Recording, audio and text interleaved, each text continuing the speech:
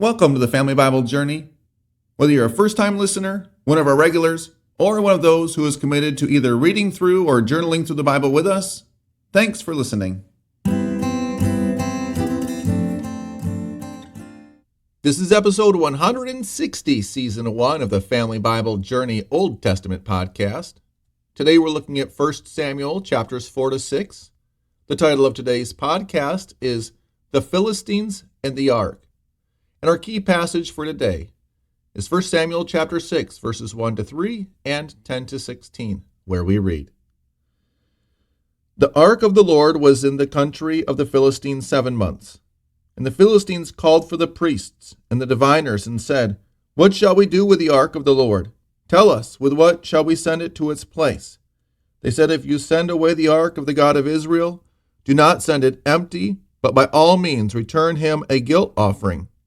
Then you will be healed, and it will be known to you why his hand does not turn away from you. Verse 10. The men did so and took 2 milk cows and yoked them to the cart and shut up their calves at home. And they put the ark of the Lord on the cart and the box with the golden mice and the images of their tumors. And the cows went straight in the direction of Beth-shemesh, along one highway, lowing as they went. And they turned neither to the right nor to the left. And the lords of the Philistines went after them as far as the border of Beth-shemesh. Now the people of Beth-shemesh were reaping their wheat harvest in the valley. And when they lifted up their eyes and saw the ark, they rejoiced to see it. The cart came into the field of Joshua of Beth-shemesh and stopped there. A great stone was there, and they split up the wood of the cart and offered the cows as a burnt offering to the Lord. And the Levites took down the ark of the Lord and the box that was beside it, in which there were the golden figures, and set them upon the great stone. And the men of Beth-shemesh offered burnt offerings and sacrificed sacrifices on that day to the Lord. And when the 5 lords of the Philistines saw it, they returned that day to Ekron. This is the word of the Lord. In these chapters, we are going to see the word of the Lord that had been pronounced by the young prophet Samuel upon the house of Eli fulfilled. Because Eli's sons are going to perish in battle, Eli himself is going to die in an unexpected manner, and the nation of Israel is going to be routed by the Philistines, who not only are going to win the day in battle, they're also going to seize the holy Ark of God and bring it home as a war trophy. Now, the Philistines are the arch enemies of Israel during this time, late in Judges, and during the early time of the kings, both Saul and King David. And the Philistines, many believe, are a people who actually came from Greek descent, who had come down along the Mediterranean coast and settled in the southern part of the land of Judah. And they were a formidable people. They were a very vicious people.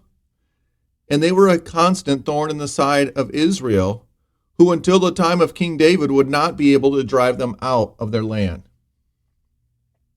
And here in this story, even though the Philistines are a pagan people, worshiping many false gods, and even though they are the enemy of God's people, they are the instrument of God's justice as he executes it against the house of Eli. And I do have a couple of notes on these chapters. Chapter 4, it's the chapter that talks about the capture of the ark and the death of Eli and his sons. In verse 4, I have a note that says, the ark is not a lucky charm. It appears that the Israelites thought that if they took the ark with them into battle, that they would somehow be granted a miraculous victory like those victories of old. But this is an abuse of the ark. And because of their foolishness, the Philistines are going to seize the ark. And when they do seize the ark, we see in chapter 4, verse 8, that they had more respect for the ark and God than the people of Israel. And they set the ark up in the temple of Dagon, their god. And in chapter 5, we see that God is not pleased for his ark to be put there into their pagan temple. In the first night, the idol of Dagon is toppled.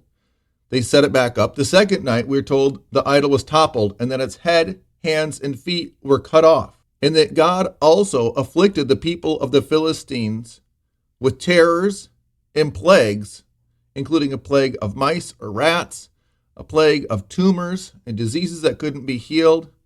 And so by the time we get to chapter 6, the Philistines have decided that they've had enough of the holy Ark of God and they want to send it back.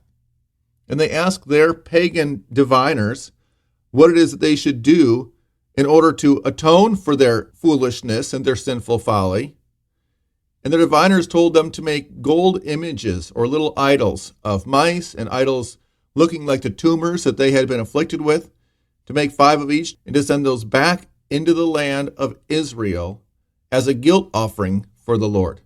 Now, I do think we should note that this is not the form of a guilt offering that God had given Moses. And so, just like all other man-made religions, the Philistine attempt to please God with these golden idols representing the plagues with which he had afflicted them is not going to be anything that's going to somehow allay his wrath. But even though their offering is not what God had asked for a guilt offering, he does have mercy on them. And he has mercy on them because when they take these 2 milk cows, now these are 2 cows that have calves that are actively feeding, they take these 2 milk cows and they hook them up to a cart that has the Ark of the Lord on it, and they point it towards Israel. And even though every natural instinct of these 2 milk cows is going to be to return to their calves, we are told that they march straight forward into the land of Israel and stop there in Bet Shemesh. And so this detail that these are milk cows that are separated from their calves, many people may not give it any significance, but the fact that these 2 milk cows march straight into the land of Israel when their calves are back the other way is God guiding them and guiding the cart back to his people, Israel.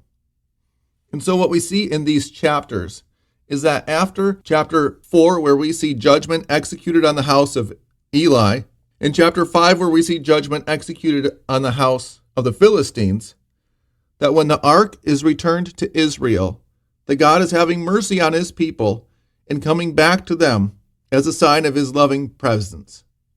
And so God is at work through all of these things, executing judgment and restoring the faith of his people by seeing the ark returned to them in chapter 6. And after these judgments, and with the ark back in Israel, we are going to see Samuel emerge as the prophet and the chief priest of Israel here in our coming chapters. A couple of tips and tricks for those of you who are really into the Family Bible journey. If you'd like to binge maybe just the Old Testament or the New Testament episodes, if you go to our page on Podbean, you can sort our episodes based on Season 1 for the Old Testament or Season 2 for the New. And regardless of the podcast player you use, you can always sort the episodes from oldest to newest. That way you're listening chronologically with us through the Bible if you're one of those ones who's committed to either journaling or journeying with us through the Bible beginning to end. Our blessing for today. When you are afflicted, may you seek the Lord and find mercy and peace in the healing he provides in his own timing and way. Amen.